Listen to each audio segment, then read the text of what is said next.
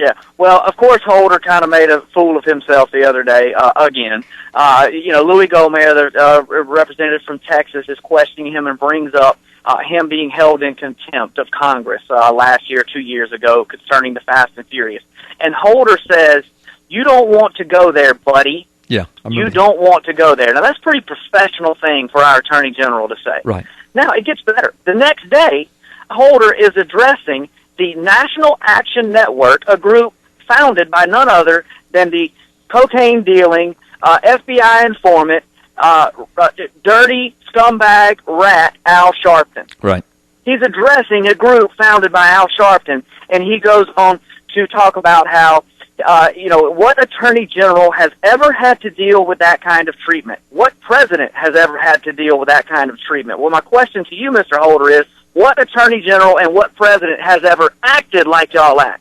Right. Because y'all are criminals and you are destroying what made this country what it is. All right? So now here's what's unbelievable. Obama addressed the same group. When? And I'm sorry? I said when. When did he address the same group?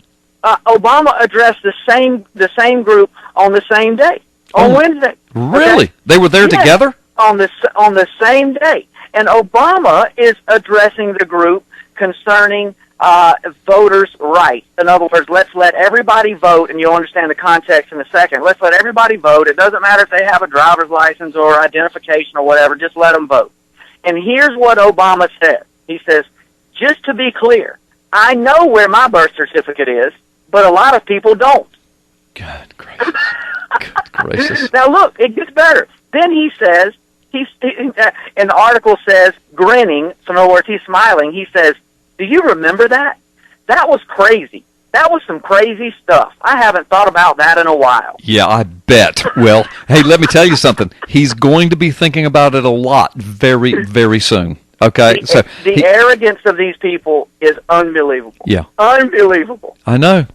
So he actually said, "I know where my birth certificate is." Well, then let me ask you something, Mr. President. If you know where your birth certificate is, would you please show it to us? Because the one that you have on the White House website is not a birth certificate. It is a fabricated, forged falsehood, been proven by a 2-year criminal forensic investigation, signed off on by the dude who was the expert witness for the law firm that's been protecting your birth certificate. Reed Hayes actually signed a 40-page affidavit, gave it to Arpaio and Zullo, and said that's the cheapest, nastiest, stupidest forgery I've ever seen. So that's not your birth certificate, Mr. Obama. Please tell us where it is if you know where it is, right?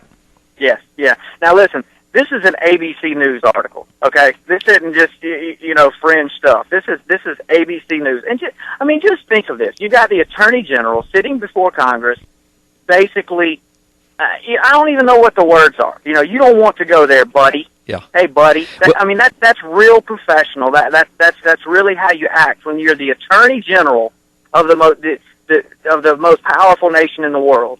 Right. And then, just days after it comes out, all of this garbage about Al Sharpton, which, by the way, whenever you and I talk about, well, that's just a paid government informant, like we talk about so many of the news people. Right. Listen, when someone can for years get away with the race baiting and the inciting of riots at times, with calling for the death of people at times, with being involved with groups that are putting bounties on people's heads and not get in trouble, that is a government informant. Right. You or I would be in federal prison tomorrow if we did that. Right. Tomorrow. Right. That is a government informant that is on the payroll of our government to do none other than to stir up dissent. Right. That is what he is there for. Now, if he really is about rights for people, why doesn't he check into Miss Miriam Carey, who was executed, a black woman, by mostly white police officers, the Capitol Police in Washington, D.C.?